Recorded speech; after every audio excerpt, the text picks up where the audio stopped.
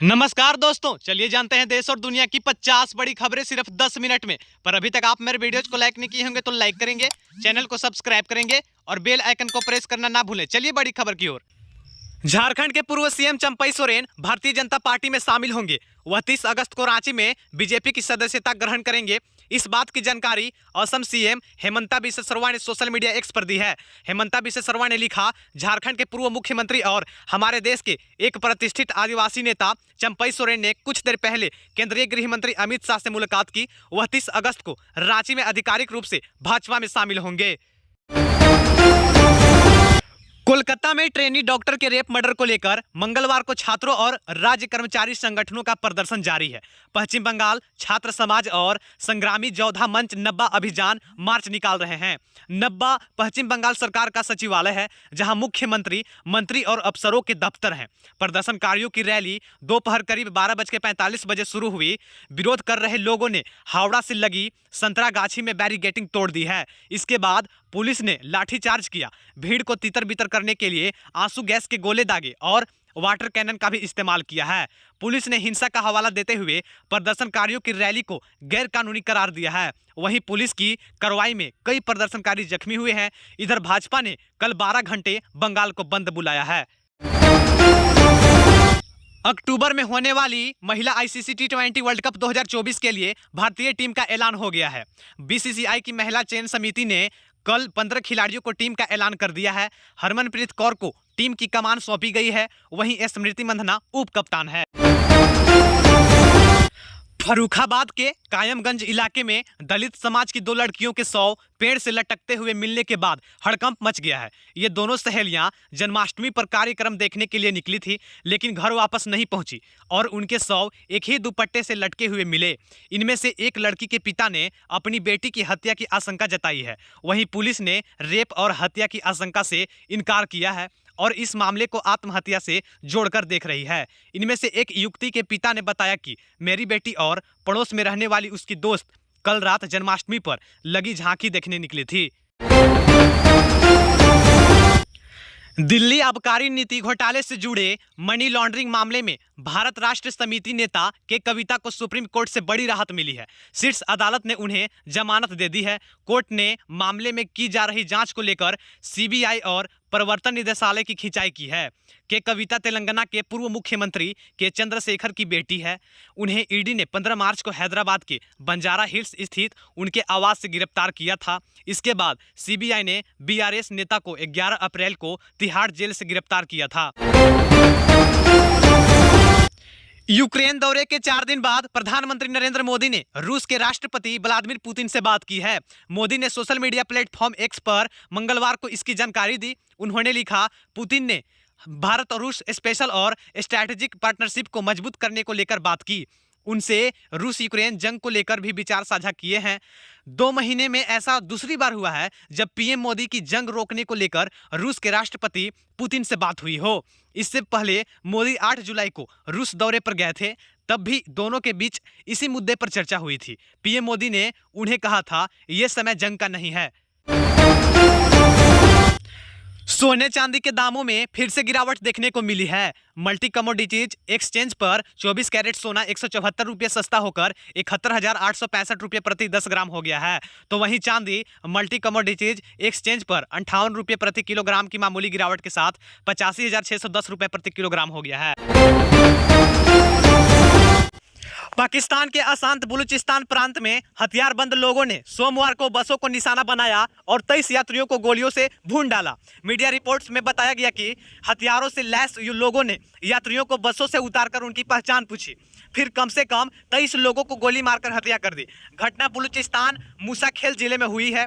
Report में सहायक उपायुक्त मूसाखेल नजीब काकर के हवाले से बताया गया कि पहले हथियारबंद लोगों ने मूसाखेल के रारासाम जिले में अंतर प्रांतीय राजमार्ग को अवरुद्ध किया। इसके बाद वहां से गुजरने वाली बसों को रोककर यात्रियों को नीचे उतार दिया। उनकी पहचान पूछने के बाद यात्रियों को गोली मार दी गई। कोलकाता रेप मर्डर केस के मुख्य आरोपी संजय रॉय ने पॉलीग्राफी टेस्ट में अपना जुर्म कबूल लिया है। संजय ने कहा कि उसने रेप के बाद ट्रेनी डॉक्टर का मर्डर किया था। घटना को अंजाम देने से पहले वो रेड लाइट एरिया गया था। रास्ते में भी एक लड़की को छेड़ा और गर्लफ्रेंड से न्यूड तस्वीर मांगी थी। इंडिया टुडे रिपोर्ट के मुताबिक संजय ने एक दिन पहले 25 अगस्त को पॉलीग्राफी टेस्ट में ये सारी बात कही है। पुलिस कस्टडी में भी संजय ने रेप और मर्डर की बात स्वीकार की थी। संजय का यह कबूलनामा मर्डर और रेप के 18 दिन बाद आया है। 8 और 9 अगस्त की रात आरजी मेडिकल कॉलेज में ट्रेनी डॉक्टर का रेप और मर्डर हुआ था। 9 अगस्त की सुबह मेडिकल कॉलेज के सेमिनार हॉल में लड़की की अर्धनग्न बॉडी मिली थी। बांग्लादेश के अंतरिम सरकार के प्रमुख मोहम्मद यूनिस ने रविवार को चीन से आग्रह किया है कि वो बांग्लादेश में सोलर पैनल फैक्ट्रियां स्थापित करे। उन्होंने कहा है कि चीन जैसे देश में सोलर पैनल फैक्ट्रियां स्थापित कर रहा है, उनमें से कुछ फैक्ट्रियां को बांग्लादेश में स्थानांतरित कर दें। मोहम्मद यूनिस ने चीन और बांग्लादेश के बीच करीबी आर्थिक सहयोग पर जोर दिया। रविवार को चीनी राजदूताओं ने वेन यूनिस से मिले, जिस दौरान उन्होंने चीन को सोलर पैनल फैक्ट्रियां को संबंधित प्रस्ताव दिया है।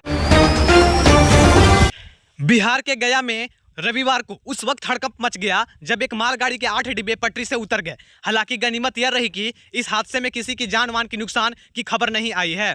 जानकारी के अनुसार यह घटना गया के रसूलपुर के पास हुई। अधिकारियों के अनुसार यह घटना शाम करीब 4:45 पर हुई, जब कोयले से लदी एक मालगाड़ी बेपटरी हो गई। पूर्व मध्यम रेलवे की मुख्य जनसंपर्क अधिकारी सरस्वती चंद्रा ने बताया कि इस घटना के बाद कई अधिकारी वहां पहुंचे और स्थिति का जायजा लिया। रेल अधिकारी ने बताया कि मामले की जांच की जा रही है। डीडीसीए के president Rohan Jaitley Bharatiya cricket control board के नए सेक्रेटरी बन सकते हैं। भास्कर के सूत्रों के मुताबिक बोर्ड के मौजूदा सेक्रेटरी जय शाह के आईसीसी चेयरमैन बनने पर रोहन ही उनकी जगह लेंगे। भास्कर के सूत्रों ने बताया कि रोहन जेटली का नाम बोर्ड के सेक्रेटरी बनने की रेस में सबसे आगे है। रोहन के नाम पर सभी सहमत हैं। प्रेसिडेंट रोजर बिन्नी सहित अन्य पदाधिकारी अपने अपने पद पर बरकरार रहेंगे, क्योंकि उन सभी का कार्यकाल 1 साल बाद पूरा हो रहा है। बीसीसीआई के मौजूदा सेक्रेटरी जय शाह का इंटरनेशनल क्रिकेट काउंसिल चेयरमैन बनना लगभग तय है। वे 26 अगस्त तक शाम नामांकन भर सकते हैं। ऐसे में शाह को भारतीय क्रिकेट बोर्ड पोस्ट छोड़नी होगी। आईसीसी के मौजूदा चेयरमैन ग्रेग बर्कले का कार्यकाल 30 नवंबर को खत्म हो रहा है। जमशेदपुर में 20 अगस्त को हादसे का शिकार हुए अल्केमिस्ट एविएशन के ट्रेनी विमान को नेवी ने ढूंढ लिया है। पानी में डूब चुके कोयलागढ़ में इसकी लोकेशन मिली है। भारतीय नौसेना के जवान पानी में डूबे एयरक्राफ्ट तक पहुंच गए हैं। एयरक्राफ्ट को निकालने की प्रक्रिया शुरू की गई है। बैलून को एयरक्राफ्ट की लोकेशन पर डाला गया है, उसमें अभी हवा भरी जा रही है। उसके बाद रस्सी की मदद से विमान को बाहर लाया जाएगा। एयरक्राफ्ट हादसे में ट्रेनी पायलट और कैप्टन की मौत हो चुकी है। दोनों के शव 2 दिन बाद चंडिल डैम में मिले थे। जिस जगह पर कैप्टन के जूते मिले थे वहां से करीब 600 मीटर की दूरी पर विमान मिला। यह क्षेत्र पानी में डूब चुके कोयलागढ़ में है। खबर की ओर, रूस और यूक्रेन में 2.5 साल से जारी जंग के बीच प्रधानमंत्री नरेंद्र मोदी कल यूक्रेन पहुंचे। यहां उन्होंने राष्ट्रपति जेलेंस्की से मुलाकात की। दोनों नेता यूक्रेन नेशनल म्यूजियम पहुंचे, जहां उन्होंने जंग में मारे गए बच्चों को श्रद्धांजलि दी। इसके साथ ही यूक्रेन दौरे पर जाने वाले भारत के पहले प्रधानमंत्री बन गए हैं। कोलकाता के बाद असम के नागगांव जिले में 14 साल की लड़की के साथ गैंगरेप किया गया। इस घटना को लेकर लोगों में भारी आक्रोश व्याप्त हो गई है। घटना उस समय हुई जब नाबालिग ट्यूशन से घर लौट रही थी। इस घटना को लेकर लोगों का गुस्सा फूट पड़ा। स्टूडेंट यूनियन ने बंद का ऐलान किया है। जानकारी के अनुसार यह घटना असम के नागगांव जिले में गुरुवार शाम उस समय हुई जब लड़की ट्यूशन से लौट रही थी। उसी दौरान रास्ते में 3 लोगों ने उसके साथ गैंगरेप किया। बच्ची बेहोश की हालत में सड़क के किनारे मिली है। उत्तर प्रदेश के गोरखपुर की एक बस शुक्रवार को नेपाल की मासरियाडी नदी में गिर गई। इसमें 40 से ज्यादा यात्री सवार थे। 14 की मौत हो गई। इनमें से एक बच्चा भी है। 31 लोग घायल हैं। इनमें 5 की हालत गंभीर है। घायलों के पास के अस्पताल में भर्ती कराया गया है। बस नेपाल के पोखरा से काठमांडू जा रही थी, तभी तनहुन जिले के आईना पहाड़ में सुबह 11:30 बजे हाईवे से लगभग 500 फुट नीचे में गिर गया। बस में सवार ज्यादातर यात्री महाराष्ट्र के थे। सभी लोग नेपाल घूमने के लिए गए थे। भारतीय जनता पार्टी ने हेमंत सोरेन सरकार पर वादा खिलाफी का आरोप लगाते हुए रांची के मोराबादी मैदान में युवा आक्रोश रैली कर रहे हैं। कटीले तार तक लगाए गए हैं। कार्यकर्ताओं ने बैरिकेडिंग तोड़कर आगे बढ़ने की कोशिश की तो पुलिस ने आंसू के गोले दागे हैं। वाटर कैनन का भी इस्तेमाल किया गया है। इसके साथ ही वहां आनन फानन की स्थिति बनी हुई है। भारतीय कुश्ती संघ के पूर्व अध्यक्ष बृजभूषण सिंह पर यौन शोषण केस के मामले की सुनवाई शुरू हो गई है।